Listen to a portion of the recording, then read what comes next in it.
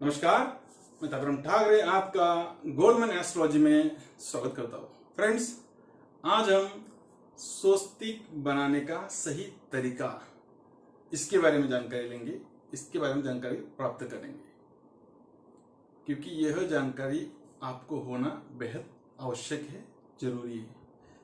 अभी ये सुनते ही आपके दिमाग में सवाल आ गया होगा, भाई स्वस्तिक तो हर कोई बनाना जानता है, तो ये कैसे क्या? बराबर है, आपकी बात बिल्कुल सही है, आपका जवाब भी सही है। लेकिन बहुत से लोग इस ज्ञान से वंचित है, और बहुत से लोगों को ज्ञान होने के बावजूद वो जाने अनजाने में मिस्टेक, गलतियां कर रहे हैं। ये मैंने देखा हुआ है, पाया हुआ है। मैं जब किसी फैक्ट्री में गया, किसी ऑफिस में गया या किसी रिश्तेदार के घर गया, बहुत बार स्वस्तिक तो बनाए हुए देखे, कई जगह सही थे, लेकिन फिर भी उसमें गलतियां थी। एक्चुअली इसमें गलती नहीं होनी चाहिए। और उसी टाइम मेरे दिमाग में सवाल आया कि स्वस्तिक के ऊपर एक, दो या तीन अच्छी जानकारी के वीडियो जानकारी आप तक देना जरूरी है। अगर अच्छी ना लगे तो कमेंट में जरूर बता देना, क्योंकि हमारे द्वारा पेश की हुई हर एक जानकारी सटीक और पूर्णता ही साइंटिफिशियल और परिणाम कारक रहेगी, क्योंकि गलत जानकारी हम कभी भी नहीं देंगे, वो हमें जमेगा भी नहीं।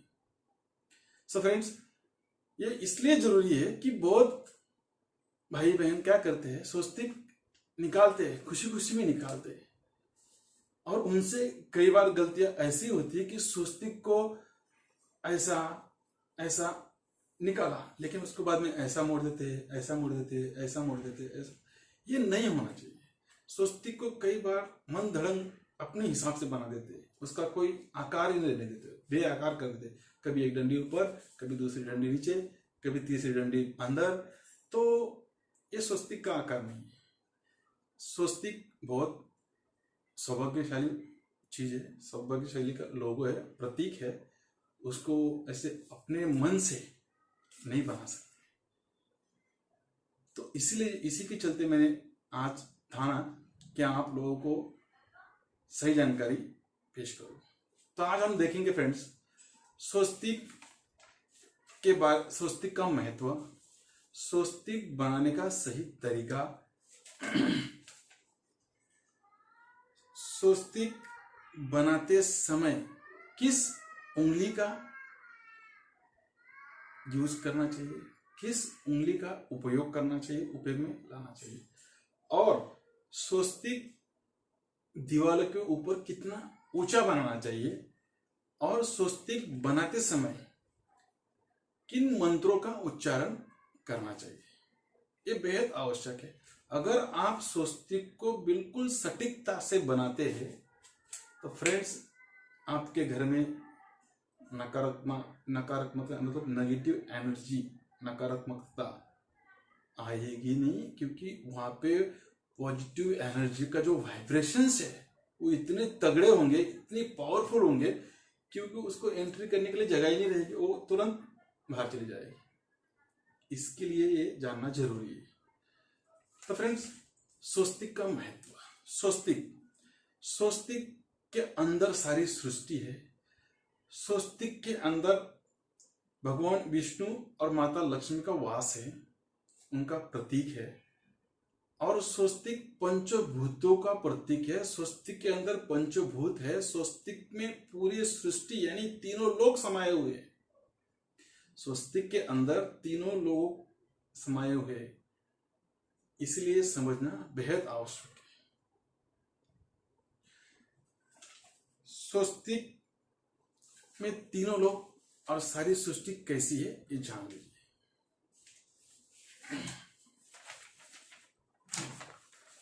फ्रेंड्स, स्वस्तिक का ओरिजिनल एक्चुअली आकार ऐसे ही होना चाहिए, स्क्वायर में।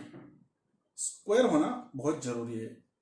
और स्क्वायर के साथ साथ 5 बिंदियां, जैसे 4 बिंदियां आपको दिख रही है, 1 2 3 4 और बीच वाली डॉट 5। ये जो 5 बिंदियां है ये पंच तत्व का प्रतीक है। हमारा जो शरीर है वो पंच तत्वों से बना हुआ है। उसमें एक भी तत्व अगर डिसबैलेंस हो जाए तो उसके संबंधित बीमारियां, उसके संबंधित परेशानियां चालू होती है, शुरू हो जाती है। और ये जो चारों कोने हैं, ये चारों दिशाओं के प्रतीक है। और ए डॉट और ये तीनों लोगों का प्रतीक है। इसमें तीनों लोगों का प्रतीक है। इसीलिए स्वस्तिक को कभी हल्के में ना ले और कभी गलत बनाने की कोशिश भी ना करें। अगर आप गलत बना, आपसे जाने अनजाने गलत बन भी जाता है तो उसका आपको नुकसान ही होगा, बल्कि फायदा नहीं होगा।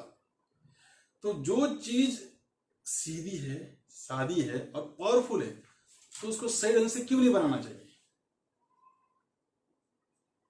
अगर आपको जानकारी नहीं है तो जानकारी लेकर आप जरूर बना के देखिए। इसी के साथ साथ फ्रेंड्स, आगे वाले वीडियो, अगला जो वीडियो देने वाला हूं वो जो रहेगा वो स्वस्तिक किन चीजों से बनाना चाहिए, स्वस्तिक बनाने के लिए जो सामग्री लगती है कौन सी होनी चाहिए, इसके बारे में वीडियो पेश करने वाला हूं। तो अगला वीडियो आप ध्यान से अवश्य देखिए। अभी हम जानेंगे स्वस्तिक बनाते समय किस उंगली का इस्तेमाल करना चाहिए, किस उंगली का उपयोग करना चाहिए। फ्रेंड्स, अगर कोई इंसान, आदमी स्वस्तिक बना रहा है तो वो हमेशा रिंग फिंगर या इसको पूजा वाली उंगली कहते हैं, ठीक है। अगर कोई लेडीज स्वस्तिक बना रही है तो वो भी अपने बाएं हाथ से पूजा वाली उंगली या रिंग फिंगर से बनाना चाहिए। ये बेहद आवश्यक जानकारी है और ध्यान में रखने वाली बात है। इसमें कभी गलती मत करना। उसी के साथ साथ स्वस्तिक आपके घर के दीवारों के ऊपर, फैक्ट्री के दीवारों के ऊपर, ऑफिस की दीवार के ऊपर कितना ऊंचा रखना चाहिए, ये बहुत आवश्यक है। क्योंकि स्वस्तिक मांगल्य का प्रतीक है, स्वस्तिक सौभाग्य का प्रतीक है। और ये चीज अगर डाउन, मतलब नीचे आके आपके पीठ के पीछे, सर के नीचे आ रही है तो ये गलत हो जाएगा। हमेशा स्वस्तिक आपके फैक्ट्री, ऑफिस, घर के अंदर सर के ऊपर ही निकालना है। मतलब आप अगर किसी दीवार के पास खड़े रहते हैं तो सर से 1 फुट ऊपर स्वस्तिक रहना जरूरी है।